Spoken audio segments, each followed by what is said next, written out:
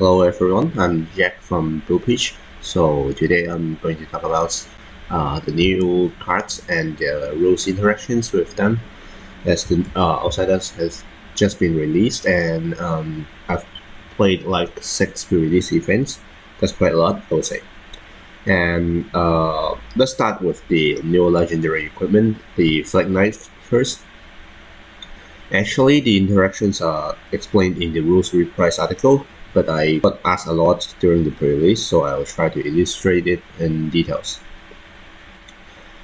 I'll start with what is infantry first. So infantry, if you look at the comprehensive rules, yep. And if you look at 1.1.3b, it states very clear. A player's infantry is a collection of equipment and weapon cards in the player's deck. So no, it doesn't include the graveyard. So don't ever try to grab the dagger. You just you just flick away and destroy in the graveyard and try to equip it right away. That's not possible. Alright, let's move on to the interactions. So suppose I'm playing Ketsu with Mass of Momentum, and I pitch a blue, let's say a blue head jab with 0 cost, and attack with Kodachi for 1. And my opponent did not block, so he takes 1. Here's a Riptide, and I pitch. Sorry, I don't need to pitch because I still got 2 resources here. And then I attack with Kodachi for 1 again, and he did not block, so down to 38. And let's make use of this. So when the Kodachi hit for twice, the chaining hit is 2, and the attack action card hit is, I'll say this is a true false indicator. So it is no, because the Kodachi is not an attack action card, so it will just no. And then, okay, one sec. I try to make it easier to read. Yep. And then I attack with a head jab, red for free. And my opponent finally tried to block with 1 card. This is the come to block, no, come to fight. Yep, and it blocks for free. So at this time, at the reaction step, I activate Flag Knives.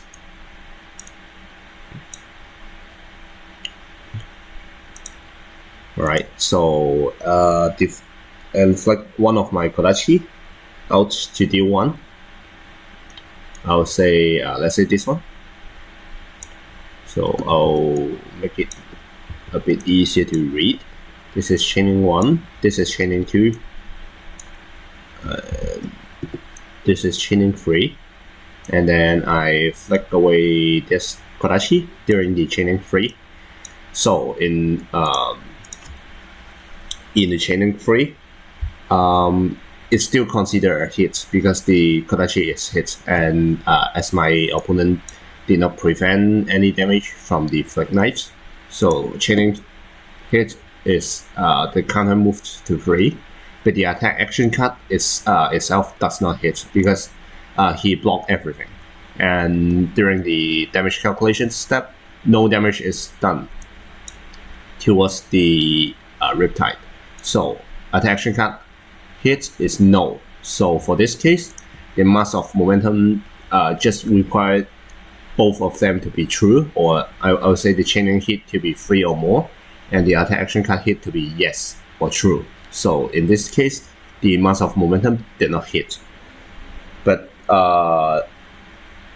if I play another, let's say a yellow head jab for 2, and this is the chaining 4 already, and my opponent did not block, so he takes 2. In this case, the chaining hit will be 4, and the attack action card hit will be true. So Mass of Momentum will finally draw you a card. And in the, you understand the Flake Knives in the Chaining 3 just preserved the mass trigger. So that's basically the case. It won't cause an attack action card from not hitting to hitting, but it will preserve the chaining hit because it's two separate, I would say, two separate conditions or two separate checks. Alright, I'll try to clear up a bit. Okay, suppose it is Benji Mirror. I'm going to talk about the second one, and it's how do the back heel kick works with the Twin Twister or other effects that is similar to the plus power effects. This is also included in the rules reprise articles, but yeah, I'm trying to talk about it and illustrate with TTS, so maybe you can understand it easier. So, okay, suppose that is a Benji Mirror. And let's say this is his hand, okay.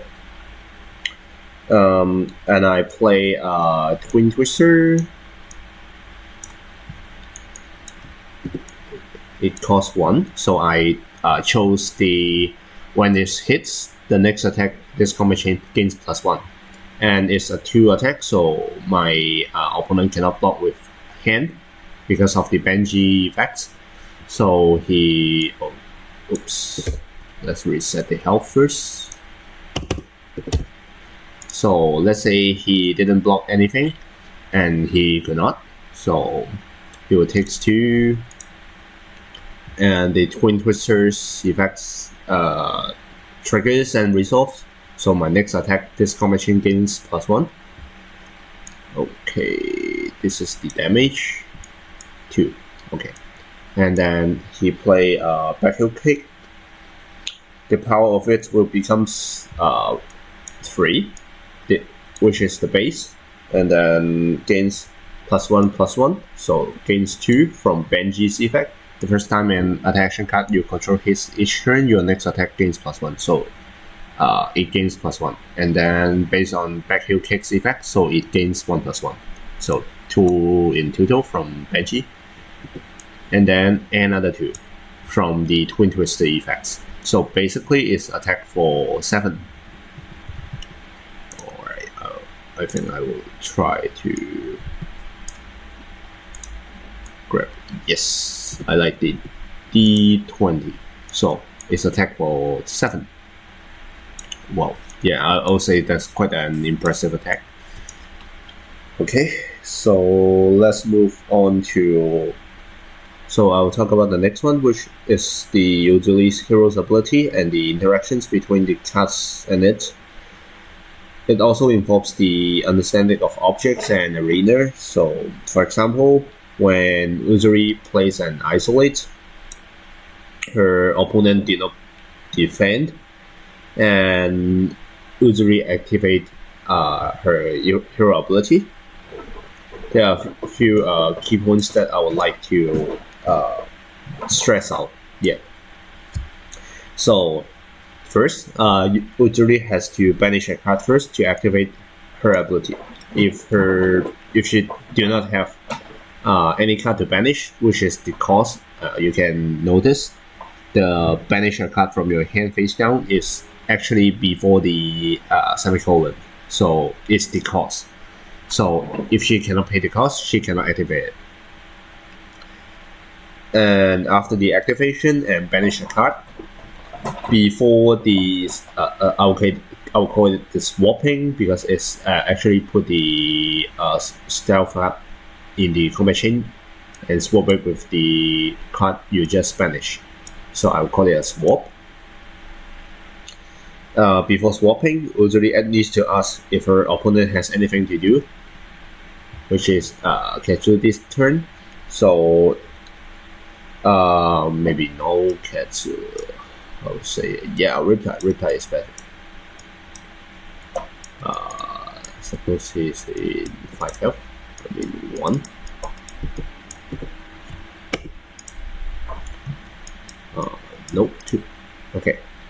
suppose Riptide did not have anything to do and pass the priority. And in this case, the isolate will be put down into the bottom of the library, and then CNC is swapped out. And from this point, defense regression cannot be played to this combat chain. Sorry, this chain link. But if Riptide is somehow he got a pendulum trap, maybe, and especially when you are on the 1 health, like the trap requires only your opponent have played or activate reaction, and when you activate it and banish a card, he can actually play this out already and deals you 1 for the lethal. So make sure you ask your opponent, do they have anything to do before you actually swapping the cards. Alright, the next one, like, okay, I'll put this, Toxicity. The next Assassin or Ranger's attack action card you play this turn gains, when it hits a hero, they lost 5 health. So I will, okay, get another card. 1 second.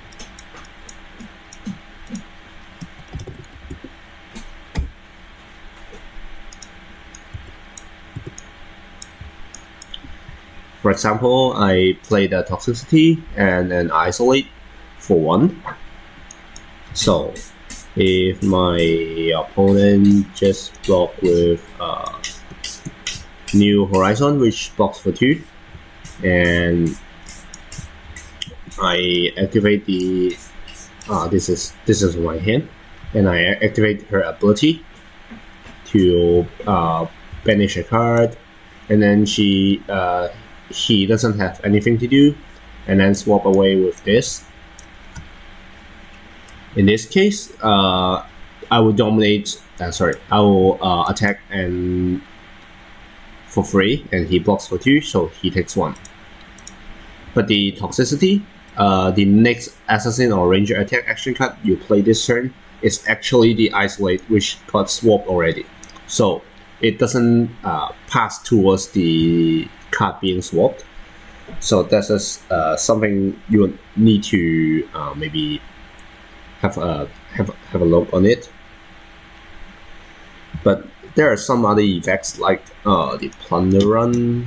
1 second.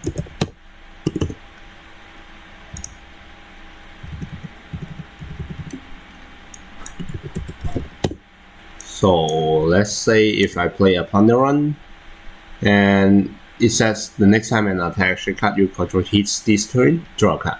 So it doesn't care which card is being played or which card is affecting, because the effect is actually kind of applying to your hero. So if you hit with this, that's fine.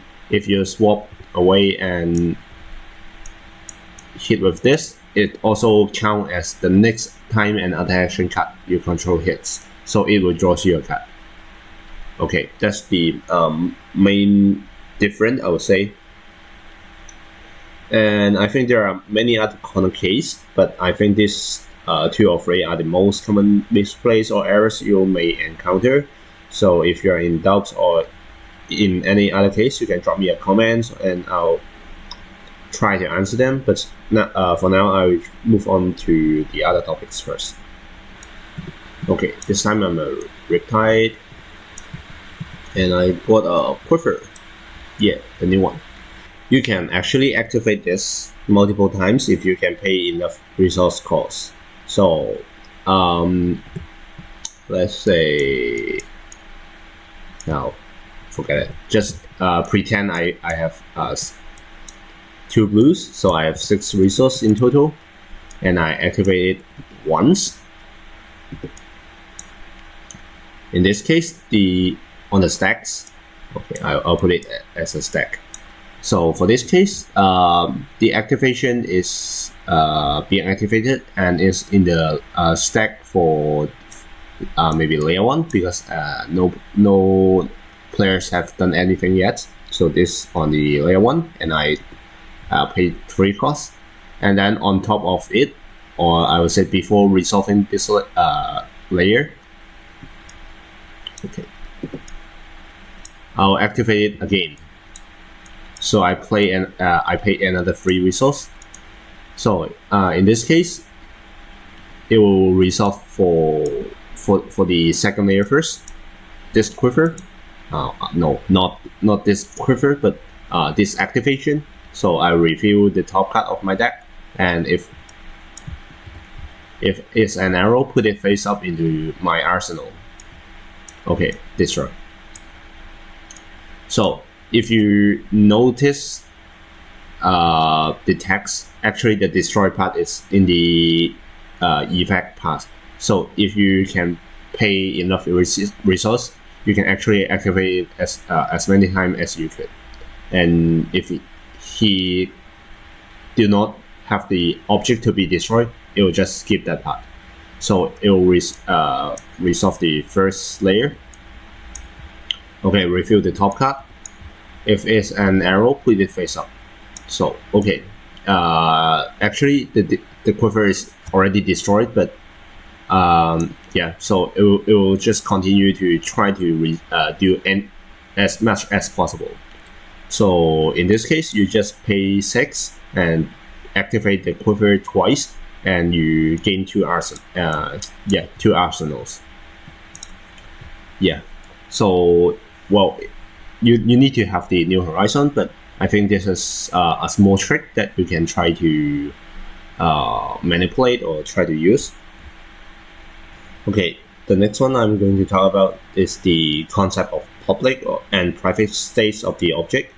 So it might sound a bit complicated, but I'll try to put them in a relative easier way to comprehend, and you can apply to quite a lot of situations.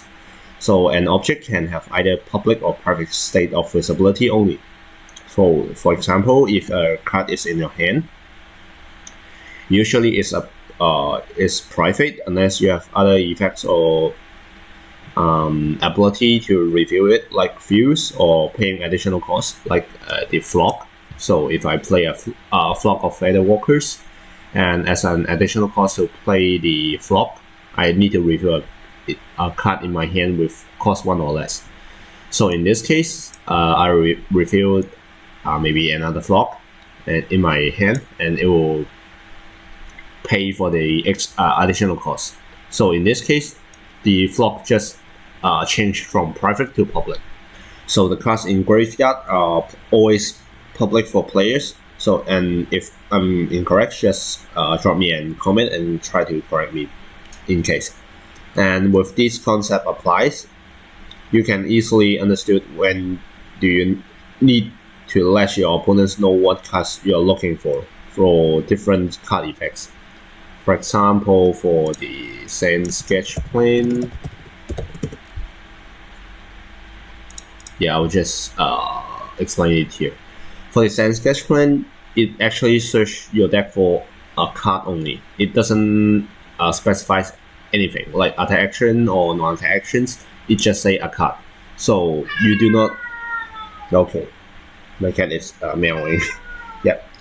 So when you play the Sand Sketch Plane, you do not need to reveal anything because it just say a card, no limitations.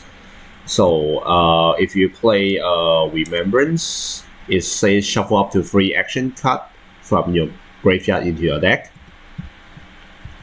So I will,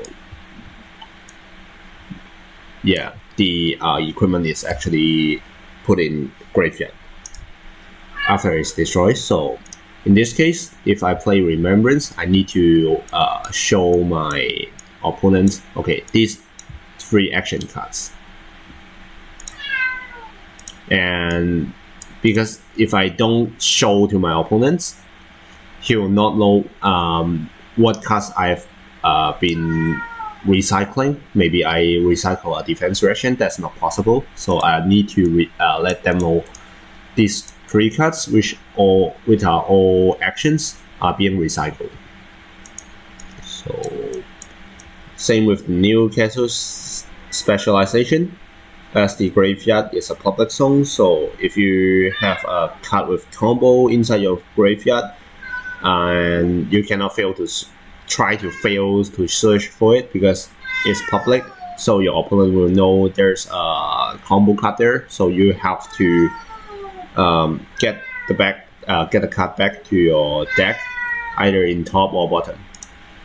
Okay, so the last one I'm going to talk about is the preventing damage, which is also included in the rules risk price article, but I still got asked a lot during my pre-release events. So there are a few cards that have the prevention effects in this set, and more if you include the previous sets. So I sum up a few of them in this table. So okay, this is not exhaustive, so you might find more preventing effects with the cards, but yeah, this is just an example for illustration. So okay, you can see the difference quite clearly. The new cards, the brush off, is actually the most, I would say, the strictest one, because the condition is next instance of X damage or less. So if you exceeds the damage, for example, the brush off red is preventing 3 and or less. Yeah. So if you have more than 3, like a red snatch for 4, it will do nothing. Yes, this one. So the seekers, the new generic equipments that lets you up and prevent the next 1 damage is actually the upcoming 1 damage. So as long as you are taking damage, the seekers can try to prevent 1. And what is next instance of damage and prevent 4 or 3 or 2, depends on the card strip. So you can see actually the old cards are usually next instance of some damage, or next instance of damage, or even the next instance of damage, like the Feign Death. Yeah. So basically, no other old cards are strict as the brush off. So if you therefore, if you are trying to prevent a red snatch for 4 with the brush off, you need to find another way to defend or prevent 1 or more damage from it first, and then the brush off will prevent the remaining 3 or less. So the last one, yeah, the real last one about is going to talk about is the Vambrace of Determination. So how about the new generic handpiece, Vambrace of Determination works. Vambrace is not modifying the range of the prevention at all, so it just applies whenever the next prevention event happens. If you play a brush off red, so try to prevent an attack with 2 damage only, let's say a yellow head jab, it still leads 1 damage if the opponent activates the Vambrace of Determination. It's because the prevention event is your hero is going to take 2 damage from the head jab, so it tries to prevent 2 here. And then Vambrace will change the 2 into 1. So it still leaks 1 damage. Okay, so basically that's the case, and I hope you enjoyed this video, and if you have encountered any other questions, you can visit the Judge Hub in the description, and you can ask there, because there are many judges all over the world at any time, so you can try to discuss and ask questions there, and or you can just drop me a comment or drop me a message in the Discord. Alright, thank you everyone, so have a good day and enjoy the Outsiders.